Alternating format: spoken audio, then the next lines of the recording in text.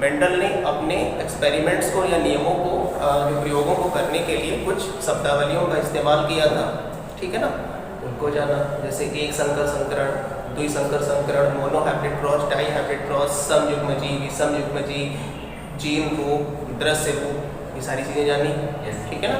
और मेंडल ने ये बताया था कि जो एलील्स, ठीक है ना, एलील्स क्या होते हैं, मतलब एक जीन पेयर के, एक जीन जोड़े के जो दोनों पार्टिसिपेंट्स होते हैं, ठीक है ना, वो दोनों ही एक दूसरे के एलील बोले जाते हैं, ठीक। मेंडल ने उनको फैक्टर्स का नाम दिया था। उन्होंने ये बताया था कि कुछ ऐसे कारक होते हैं जो हमारे कैरेक्टर्स को हमारी संतानों में या एक पौधे के लक्षणों को दूसरे पौधों के बीजों में ट्रांसफर कर देते हैं। तो वो कौन से फैक्टर्स कारक होते हैं, तो उनका उन्होंने नाम फैक्टर ही रखा था, कारक ही रखा था, क्योंकि उस समय जीव विज्ञान की एक बहुत महत्वपूर्ण ब्रांच जिसको जेनेटिक्स कहते हैं, है ना, तो जेनेटिक वो उस इतना ज़्यादा डेवलप नहीं हुई थी।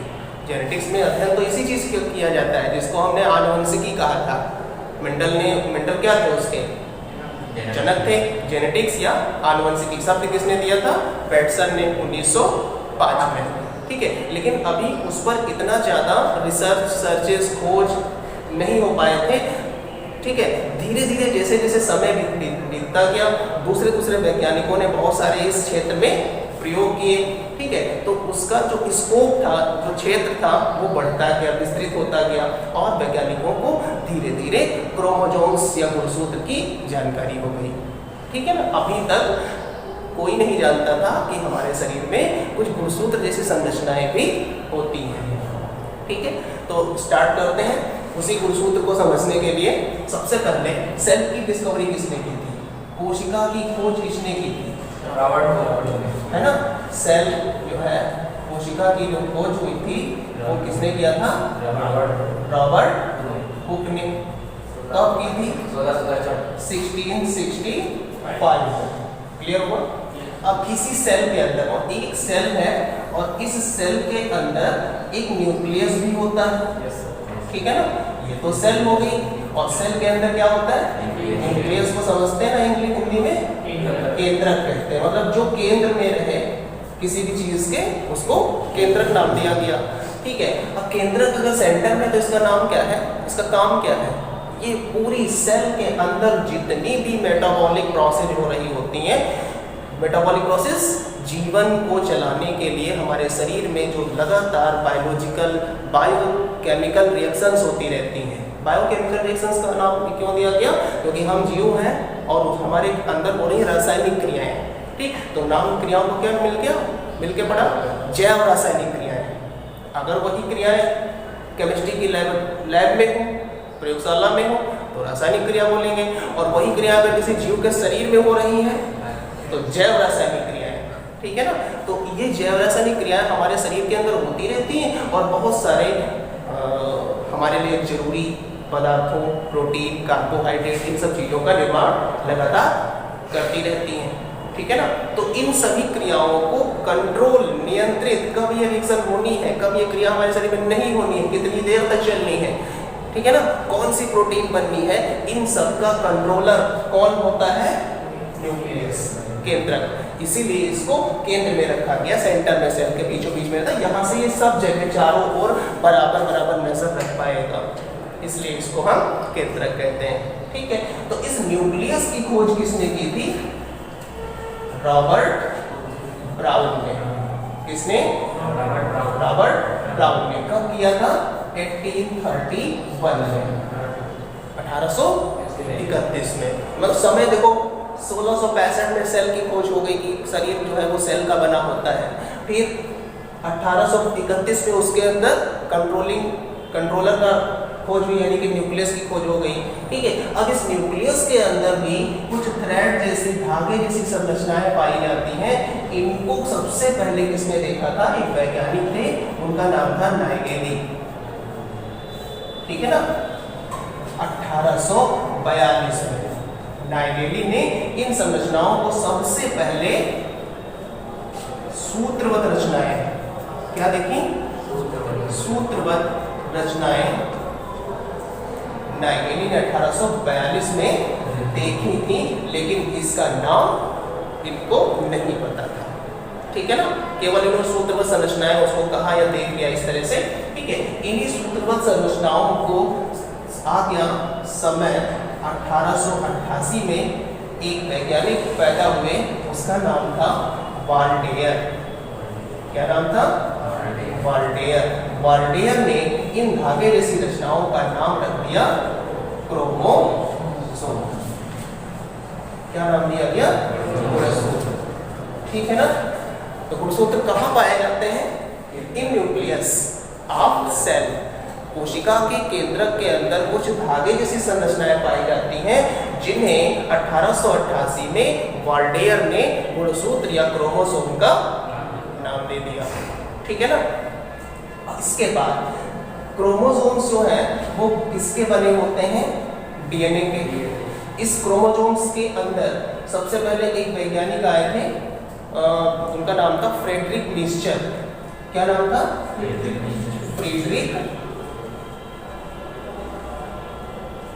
मिस्चर।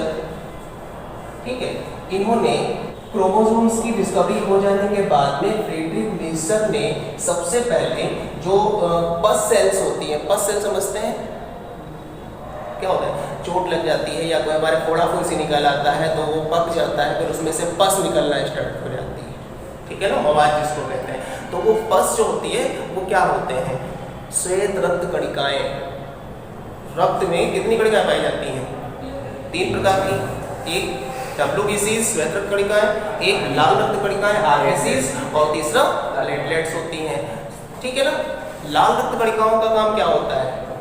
फेफड़ों से हीमोग्लोबिन की सहायता से ऑक्सीजन को पूरे शरीर की कोशिकाओं तक पहुंचा देना। ये काम किसका होता है? RBC का। लेकिन किसकी मदद से करता है? हीमोग्लोबिन की हेल्प से। RBCs में ही हीमोग्लोबिन पाया जाता है। चाहे कोई पूछ ले RBC का काम क्या होता है तो बताएंगे ऑक्सीजन का वहन करना। कहां से कहां तक? फेफड़ों से कोशिका तक, शरीर की हर कोशिका का ऑक्सीजन का वहन करना, ले जाना। ठीक है, विनिमय। फिर या फिर कोई पूछ ले हीमोग्लोबिन का काम क्या होता है, तो हीमोग्लोबिन भी यही काम करती है, क्योंकि आरबीसी के अंदर ही हीमोग्लोबिन होता है और हीमोग्लोबिन की हेल्प से ही वो ऐसा कर पाती है। ठीक है, तो असलियत में काम कौन करता है ऑक्सीजन को ले जाने का? हीमोग्लोबिन। लेकिन वो उसके यहाँ रहती है, इसलिए बहुत ज़्यादा आरबीसी भी करती है। जनरली आरबीसी का काम नहीं पूछा जाता है, हीमोग्लोबिन का काम पूछा जाता है। तो वो ऑक्सीजन का वहन करना होता है। डब्ल्यूबीसी का काम क्या होता है? श्वेत रक्त कणिका। हमारे शरीर के अंदर जो बाहर से कीटाणु, जीवाणु, एंटीजन, विष पदार्थ, कोई कीट बाइट कर ले, है ना, तो उससे जो पॉइजन शरीर में जाएगा, विष जाएगा, उसके प्रभाव को समाप्त करके हमें उससे बचाने का काम करती है डब्ल्यूबीसी श्वेत रक्त कणिका। ठीक है, यानी कि एंटीबॉडी प्रोड्यूस करती है। पॉइजन तो हमारे शरीर में आ जाता है, लेकिन हमारे शरीर के अंदर जो श्वेत रक्त कणिका होती है वो उस एंटीजन से लड़ने के लिए शस्त्र का फॉर्मेशन करती है, औजार बनाती है। उन औजारों को क्या कहते हैं? एंटीबॉडी या प्रतिरक्षी। क्या कहते हैं? जो हमारे शरीर के अंदर बाहर से फॉरेन पार्टिकल एंटर करते हैं, विदेशी जो हमारे शरीर के लिए होते हैं, मतलब किसी विदेश से नहीं आते हैं, लेकिन आउटसाइड द बॉडी हमारे शरीर से बाहर से एंट्री करते हैं। वो क्या हो सकते हैं?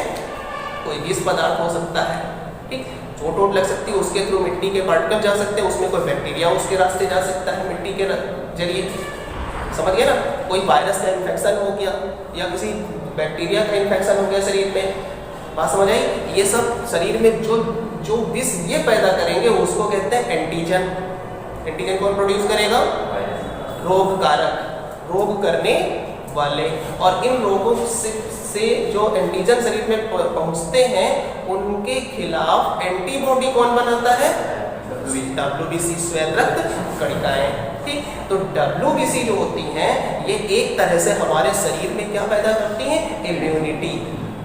पूरे साल भर इम्यूनिटी बढ़ाए हैं लोग कोरोना पीरियड में, है ना, इम्यूनिटी। तो इम्यूनिटी कौन इंक्रीज करता है? डब्ल्यूबीसीज।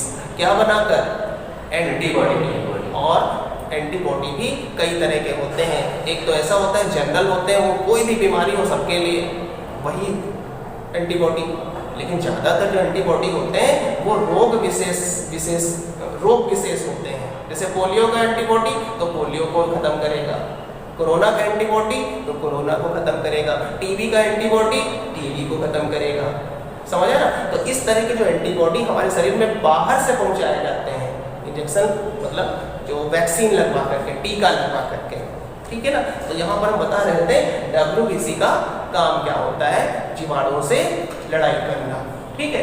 तो फ्रीडरिक नीशन ने सबसे पहले मनुष्य की जो पस सेल थी, पस सेल समझते हैं, वही मवाद की कोशिकाएं होती है, तो पस सेल कौन है, WBC, क्योंकि वही तो लड़ाई करती है। जो हमारे शरीर के अंदर फोड़ा फूसी निकला हुआ है, गांठ बनी है, तो उस गांठ में कौन है, बाहर से आने वाला तो एंटीजन और शरीर के अंदर बनने वाला एंटीबॉडी, दोनों उस जगह पे फाइट करते हैं, लड़ाई करते हैं, दोनों मर जाते हैं, ठीक है। तो लाशें होती हैं, पस सेल में क्या होती हैं, डेड बॉडीज ऑफ बाहर से आने वाले की और शरीर की श्वेत रक्त कणिकाओं की। समझ आया? तो इस पस सेल के अंदर से, न्यूक्लियस के अंदर से फ्रीडरिक नीशन ने एक पदार्थ को बाहर निकाला और उस पदार्थ का नाम रख दिया न्यूक्लिन। क्या नाम रखा, न्यूक्लिन।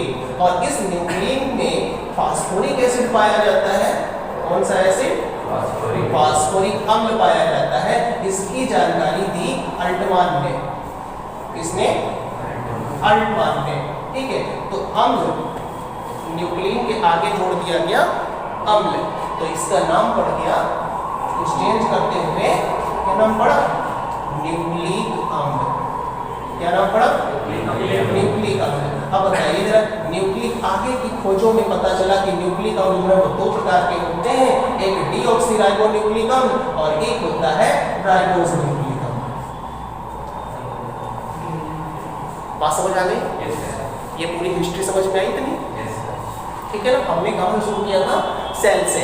सेल की डिस्कवरी जान ली आपने, केंद्र की डिस्कवरी जान ली, गुणसूत्र की डिस्कवरी जान ली, न्यूक्लिक अम्ल की खोजों में योगदान किसका रहा, फ्रीडरिक नीशन ने जो सबसे पहले इसकी पस सेल में उपस्थिति बताई, ठीक है। और उसका नाम क्या रखा, न्यूक्लिन। क्यों रखा, क्योंकि न्यूक्लियस के अंदर एक बात सी, न्यूक्लियस के अंदर ही सबसे पहले ये देखा गया था। किसके न्यूक्लियस के अंदर, कौन सी सेल, और पस सेल यानी कि WBC, मरी हुई श्वेत रक्त कणिका के अंदर केंद्र, और केंद्र के अंदर से उन्होंने पदार्थ निकाला, इसलिए उसका नाम रख दिया न्यूक्लिन। लेकिन अल्टमान ने देखा इसका केमिकल स्ट्रक्चर, इसमें कौन कौन सी चीजें हैं, तो उनको पता लगा कि इसमें फास्फोरिक अम्ल होता है, तो फास्फोरिक का इक ले लिया, इक, और अम्ल और न्यूक्लिन इन से हटा करके एक एसिड जोड़ दिया। देखो, है ना, न्यूक्ली तो यहीं से लिया और इन यहाँ से हटा दिया। एसिड में लास्ट में आता है इक, क्योंकि आपने केमिस्ट्री में पढ़ा होगा क्रियात्मक समूह COOH, कार्बोक्सिलिक एसिड का क्रियात्मक समूह क्या होता है, ओइक अम्ल। पढ़ाया क्या? ओइक अम्ल। तो उसी ओइक का इक और अम्ल इसमें जोड़ करके न्यूक्लिक एसिड बना दिए गए। क्लियर हुआ? अब इसी न्यूक्लिक एसिड के आगे दूसरे वैज्ञानिकों ने पता लगाया कि न्यूक्लिक एसिड दो प्रकार के होते हैं, वो बड़ी स्ट्रक्चर है, वो सब फर्स्ट ईयर का आपके अगले क्लास का है, ठीक है ना, हाई स्कूल लेवल तक क्योंकि इतना जान लीजिए। न्यूक्लिक एसिड जो है वो बाद में पता लगे दो प्रकार के होते हैं, DNA और RNA, ठीक है। इसका नाम क्यों रखा गया, DNA में, अब इस DNA की स्ट्रक्चर देखते हैं। DNA है आपके क्लास में, DNA है ना, DNA की स्ट्रक्चर देख लेते हैं जल्दी से। DNA की रासायनिक संरचना, ठीक है ना, DNA की केमिकल स्ट्रक्चर। आगे की खोजों में पता लगा कि DNA में तीन चीजें पाई जाती हैं। DNA में कितनी चीजें पाई जाती हैं? DNA का एक अणु तीन रासायनिक पदार्थों से मिलकर बना होता है। सबसे बीच में जो पदार्थ होता है वो होती है एक प्रकार की पेंटोज शर्करा। क्या होती है? पेंटोज शर्करा, ठीक है ना। फिर जो तीसरा लास्ट में जुड़ा रहता है, पेंटोज शर्करा से जो जुड़ा रहता है उसको कहते हैं नाइट्रोजनीय क्षार। क्या नाम दिया गया? नाइट्रोजनीय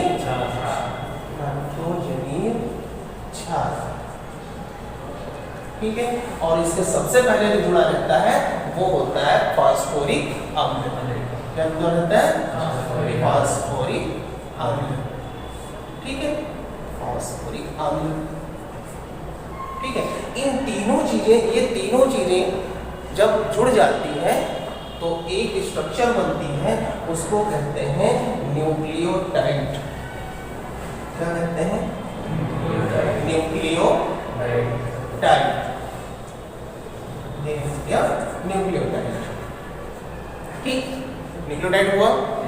आप देखिए आगे पता चला कि पेंटोज शर्करा भी 2 टाइप की होती। पेंटोज का मतलब समझ में आया? ऐसी शुगर जिसमें कार्बन की संख्या 5 हो। ऐसी शक्कर जिसके रासायनिक फार्मूले में कितने कार्बन हो? 5। तो पेंटोज शुगर। ठीक है ना। ग्लूकोज का फार्मूला बताइए। C6H6O6, ये फार्मूला हुआ। कार्बन कितने हैं? 6। तो शुगर कौन सी हो गई? हेक्सोज। कौन सी शुगर हो गई? याद आया? कहाँ से याद आया? केमिस्ट्री वाली क्लास से। केमिस्ट्री में पढ़ा होगा ना? एक के लिए मैथ, 2 के लिए मैथ के लिए, 2 के लिए एथ, 3 के लिए pro, but, pent, hex. Pent 5 carbon pentose, 6 carbon, 7 carbon heptose. ऐसे ही समझ गए ना? तो इसलिए जो पेंटोज शुगर है उसमें नंबर ऑफ कार्बन एटम कितने हैं? 5 होते हैं। लेकिन पता लगा कि पेंटोज शुगर जो है 2 प्रकार की होती है। एक जिसमें कार्बन की संख्या 5 थी, इसका फार्मूला क्या बनेगा? C5H10O5, ये तो बनेगा, ये बनेगा। फिर अब ये दो C5H10O4, C5H10O4, C5H10O, ये यही रहा। अब इसमें देखिए क्या है, कार्बन तो 5 है, हाइड्रोजन 10 है, कार्बन 5 है, हाइड्रोजन 10 है, ऑक्सीजन 4 है, ऑक्सीजन 5 है। यानी कि एक ऑक्सीजन की क्या है इसमें कमी है, तो नाम पड़ गया ऐसा न्यूक्लिक एसिड जिसमें एक ऑक्सीजन की कमी है, तो कमी वाले को बोलते हैं डीऑक्सी। क्या नाम पड़ेगा? डी मीन्स कमी। ठीक है, और ऑक्सी किससे लिया गया? ऑक्सीजन से, तो डीऑक्सी हो गया। और राइबोज शर्करा, शर्करा का नाम क्या पड़ा? डीऑक्सीराइबोज शर्करा। और इधर क्या नाम पड़ जाएगा? केवल राइबोज शर्करा, इसका नाम पड़ेगा राइबोज शर्करा। कितना समझ में आया? ठीक है, अब जिस न्यूक्लिक अम्ल में ये वाली शर्करा पाई जाएगी, डीऑक्सीराइबोज शर्करा, उस न्यूक्लिक अम्ल का नाम क्या रहेगा? डीएनए। और जिस शर्करा में डीएनए न्यूक्लिक अम्ल में राइबोज शर्करा पाई जाएगी, उसका नाम आरएनए पड़ जाएगा। तब क्लियर हो गया इतना? ऐसे ही आगे पता चला कि जो नाइट्रोजनी क्षार होते हैं ये भी 2 प्रकार के होते हैं। नाइट्रोजनी क्षार कितने प्रकार के? 2 प्रकार के। एक होता है पायरीमिडीन, और दूसरा होता है प्यूरीन। कौन से? प्यूरीन। ठीक है ना। पायरीमिडीन 2 होते हैं। पायरीमिडीन कितने टाइप के? 2 टाइप के। एक होता है ए, एक होता है जी। एक होता है ए, एक होता है जी। और जो प्यूरीन होते हैं, प्यूरीन वो भी होते हैं 3। एक होता है सी, एक होता है यू, और एक होता है डी। क्लियर है? फॉर्म देखिए, ए से बना एडेनिन, क्या बना? एडेनिन। जी से बना ग्वानिन, और सी से बना साइटोसिन। सी से बन गया, यू से बना यूरेसिल, यू से यूरेसिल, और टी से बन गया थायरोडिन। टी से हो गया थायरोडिन। ये हुआ। कितने नाइट्रोजनी क्षार टोटल पाए होते हैं? 5। 3 प्यूरीन है और 2 पायरीमिडीन। ये हुआ इतना। ठीक है, अब देखिए एडेनिन, ग्वानिन, साइटोसिन और थायमिडीन। एडेनिन, ग्वानिन और साइटोसिन, ये तीन दोनों में पाए जाते हैं। हमने लिख लिया डीएनए और इधर लिख लिया आरएनए, ठीक है ना। तो डीएनए में तीनों पाए जाएंगे, कौन कौन? एडेनिन, ग्वानिन, साइटोसिन, तीनों रहेंगे। आरएनए में भी तीनों रहेंगे, एडेनिन, ग्वानिन और साइटोसिन, तीनों रहेंगे। बचा कौन? ये दो बचे, इन दोनों में से होती है चॉइस, ठीक है। क्या जोड़ दिया? न्यूक्लियोटाइड। ये न्यूक्लियोटाइड बना। ऐसे ही हम एक और न्यूक्लियोटाइड बनाएंगे, ठीक है ना। एक न्यूक्लियोटाइड और बना, और बनाएंगे एक न्यूक्लियोटाइड, ये न्यूक्लियोटाइड बन गया, और बना, ये न्यूक्लियोटाइड बन गया, ठीक है। बहुत सारे न्यूक्लियोटाइड बने, सारे न्यूक्लियोटाइड आपस में एक दूसरे से जुड़ जाते हैं। जुड़ गए, क्या बन गया? अब क्या बना?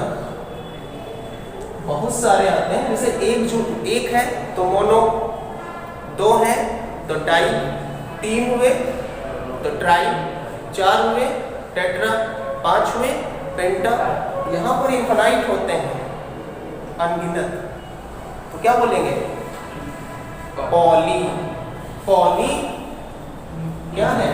एक का नाम है न्यूक्लियोटाइड और है बहुत सारे न्यूक्लियोटाइड, तो नाम क्या पड़ जाएगा? Poly nucleotide. क्या बोलेंगे? पॉली न्यूक्लियोटाइड वाली लंबी स्ट्रक्चर को ही नाम दिया गया, या तो वो डीएनए बन गया या फिर वो आरएनए। क्लियर हुआ? अब क्वेश्चन आता है डीएनए की या आरएनए की या दोनों क्या है? दोनों तो न्यूक्लिक अम्ल है, क्यों? इनकी इकाई क्या है, मतलब ये किनसे मिलकर बने हैं? ये है nucleotide is the unit of nucleic acid या डीएनए या आरएनए। समझ आया? किस तरह से हमने बता दिया डीएनए किससे कैसे बनता है। पहले तीन चीजें, बिल्कुल केंद्र में कौन सा अणु होता है? शर्करा का, पहले साइड में फास्फोरिक अम्ल का, लास्ट में हाइड्रोजनी क्षार। चार होते हैं लेकिन चारों नहीं जुड़ते, चार में से कोई एक, और बारी बारी से एक में हमने एडेनिन जोड़ दिया, दूसरे में हमने लिख दिया एडेनिन। जरूरी नहीं है, हो सकता है यहाँ पे साइटोसिन हो, ठीक है ना, हो सकता है फिर से साइटोसिन आ जाए, या अब हो सकता है कि यहाँ पे जी आ जाए, ग्वानिन आ जाए, ठीक है। लेकिन डीएनए के बनने में कभी भी यूरेसिल वाला नाइट्रोजनी बेस नहीं आएगा, वो तभी आएगा जब आरएनए बनना होगा, ठीक है ना। तो ये हो गई स्ट्रक्चर किसकी? डीएनए की। ऐसे ही संरचना बनती है आरएनए की, ठीक है। अंदर क्या है? जब न्यूक्लियोटाइड बनता है डीएनए का, भाई न्यूक्लियोटाइड किसके बने? डीएनए के, तो क्या बनेगा? डीएनए बनेगा। और जब न्यूक्लियोटाइड आरएनए के बनेंगे तो आरएनए बनेगा। तो इनके न्यूक्लियोटाइड की पहचान के लिए इनके नाम के आगे हम डीऑक्सीराइबो या राइबो जोड़ देते हैं, ठीक है। जैसे हमने लिखा, बेटा बोल ना हो, न्यूक्लियोटाइड, क्या लिख दिया? न्यूक्लियोटाइड। इसके आगे भी लिख दिया न्यूक्लियोटाइड। अब कैसे पहचानेंगे कौन आरएनए का है और कौन डीएनए का है? तो जिसको जो डीएनए का होगा उसके आगे लिखा रहेगा डीऑक्सी राइबोन्यूक्लियोटाइड, ठीक। और अगर आरएनए का न्यूक्लियोटाइड है तो वो हो जाएगा राइबोन्यूक्लियोटाइड। ये आरएनए का न्यूक्लियोटाइड है और ये डीएनए का न्यूक्लियोटाइड है। ये सब मिलकर के इस तरह से जोड़ेंगे तो ये आरएनए बन जाएगा और ये, ठीक है। और पॉलीन्यूक्लियोटाइड जब बनेगा तो सबसे पहले पॉली लगा दो, तो लंबी चेन हो जाएगी। अभी तक क्या है? अकेली है, सिंगल है, छोटी है, ठीक है। तो ये तो डीएनए हो गया, आरएनए हो गया। अब इसके बाद एक वैज्ञानिक आए, उनका नाम था जॉनसन। क्या नाम था? जॉनसन। जॉनसन ने बताया कि जिन चीजों को मेंडल ने कारक कहा था, जिनको मेंडल ने कारक कहा था कि ये ले जाते हैं कैरेक्टर को, ठीक है, उन्हीं को जॉनसन ने क्या नाम दे दिया? जीन का। ठीक है, तो जॉनसन ने किसकी खोज की? जीन की। हमने क्या बताया?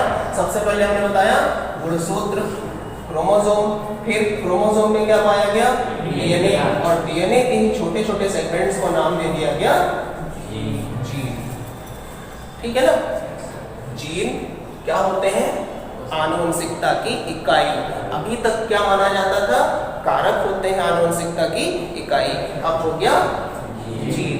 तो जीन थ्योरी ऑफ इनहेरिटेंस, आनुवंशिकता का जीनी सिद्धांत। ठीक है, ये तो जीन जॉनसन ने इसकी डिस्कवरी कर दी। ठीक है, तो ये हो गया आपका डीएनए, आरएनए, गुणसूत्र और